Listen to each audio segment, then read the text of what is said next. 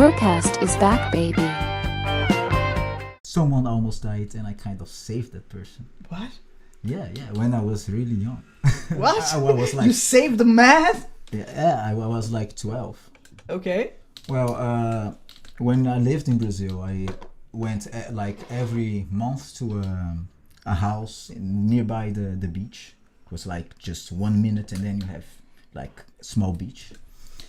And they have like some rocks there with a small pier.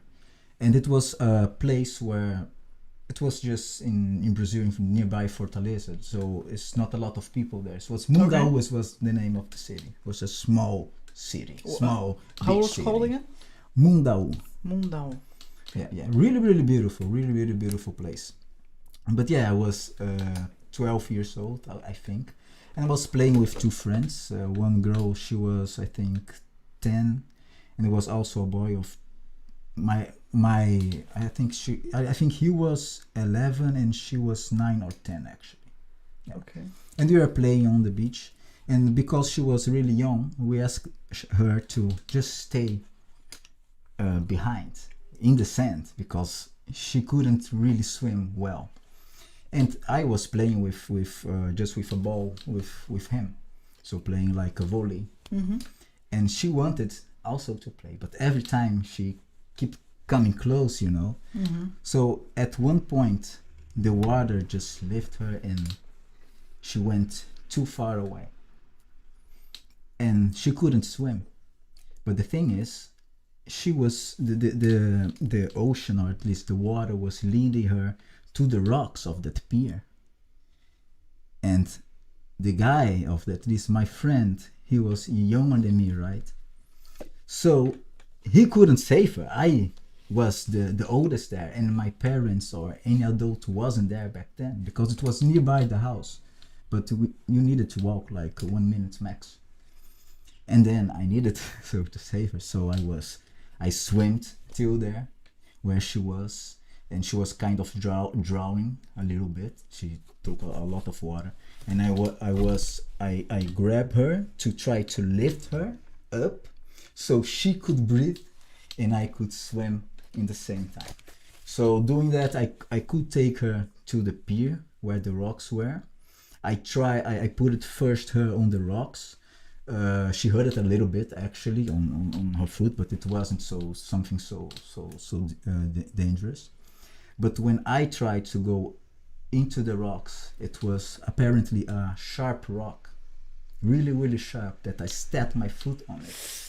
And I think it was like this thick that went in my foot.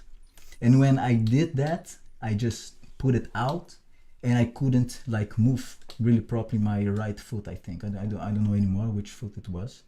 But then my idea was I couldn't take the rocks there. I couldn't go up the rocks because of my feet. So I tried to swim to the shore, to the sand, so I could meet her because I already put her on the rocks. And then, so this, I almost kind of died, but also not. I think she was the person in danger back then. Yeah, it's crazy. That's insane. You were 12? 13? I think I was 13 or 14.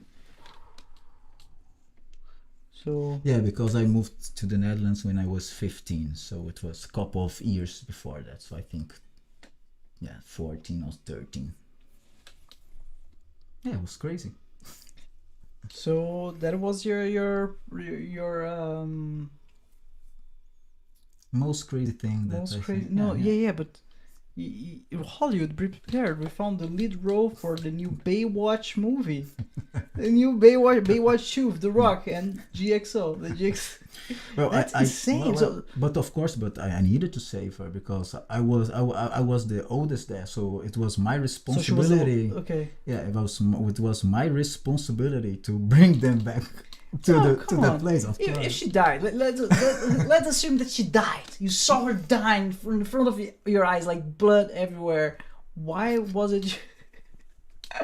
Why was it your responsibility? You're just a kid. You're just a kid playing at the beach, and you saw someone else die. Like, well, I don't know if you are like 13 or 14, you are a kid, but still you are like more mature, let's say, Yeah. than a really kid of 9 years old or 10 years old. Yeah.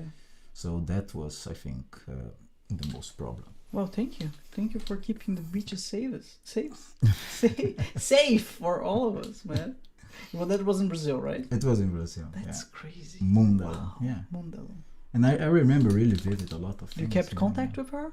You for keep in touch? for many years I Yeah. did. I still have the You have her on Instagram. Facebook? Yeah, Sometimes from time to time sends you a message Instagram, like, yeah. hey, Nah, thanks for saving my life.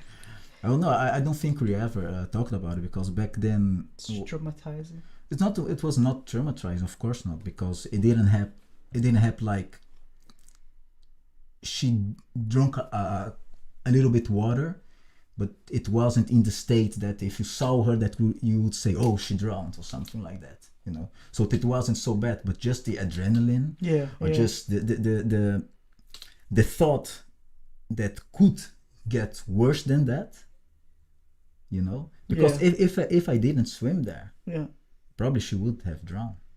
So I needed to take us really fast action, you know. So I think it was more about the adrenaline, also the danger, of course.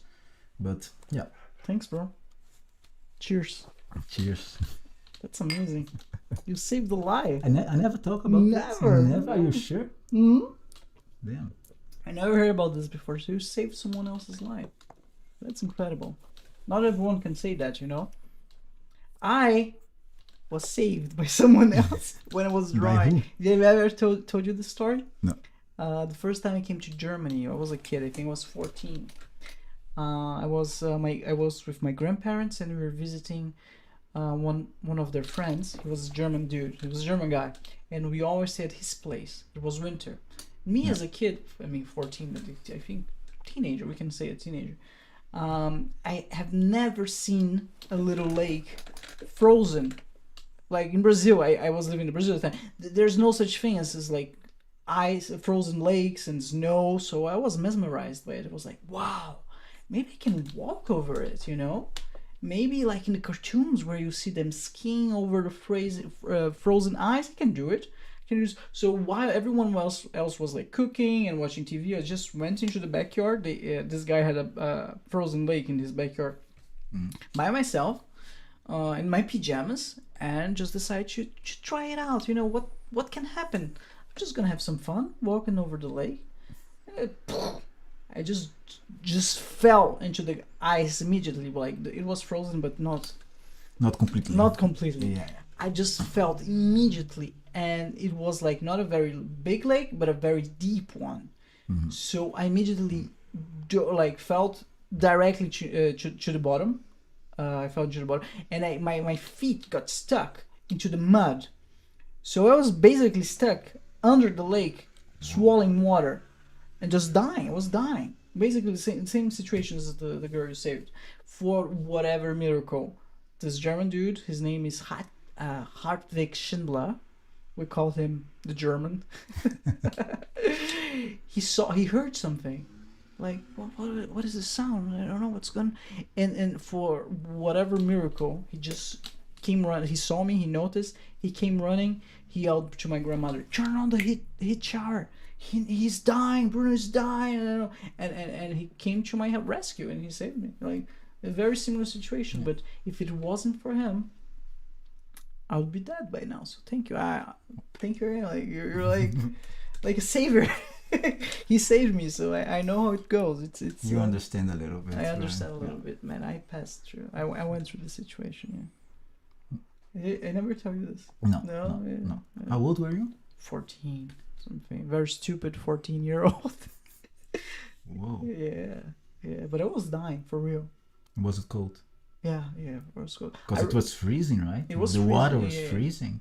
Because I think that's another level. If it's freezing, because if you're freezing under the water, there are a lot of things that you can do, because it can you can have some kind of brain freeze. Yeah, where you can bijvoorbeeld swim.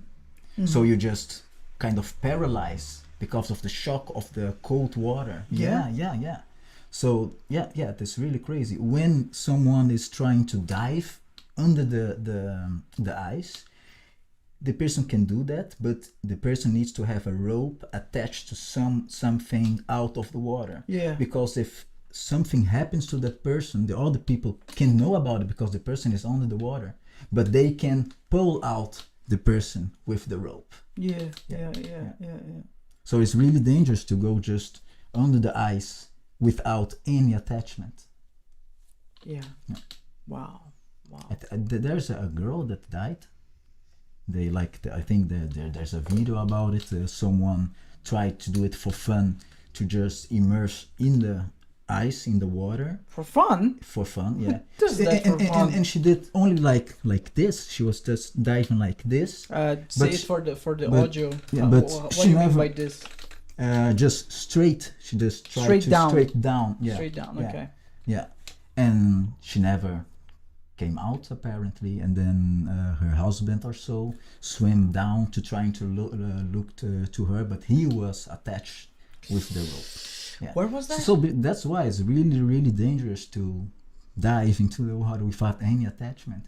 And the other thing is, if you can swim, Yeah. and you go to the surface, how can you find the hole of it? And when they did it, it was at night, and that is even worse, because when you are under the water and you try to find the hole of the ice, Yeah. you can't find it.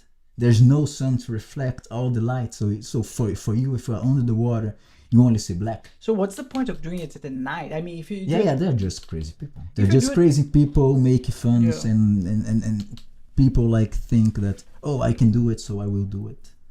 But and they can for a while with work, but after a while, it can happen, that kind of stuff. Yeah. It's one of those thrill-seeking experience, because some people, for example, they do parkours from buildings to buildings. They are like thrill-seeking addicts. Yeah. So I think it's one of those things. Yeah, think so? for sure. Yeah, for sure. Yeah. Watch full episodes of the BRUCAST on the main YouTube channel, youtube.com/@BrewFrasca.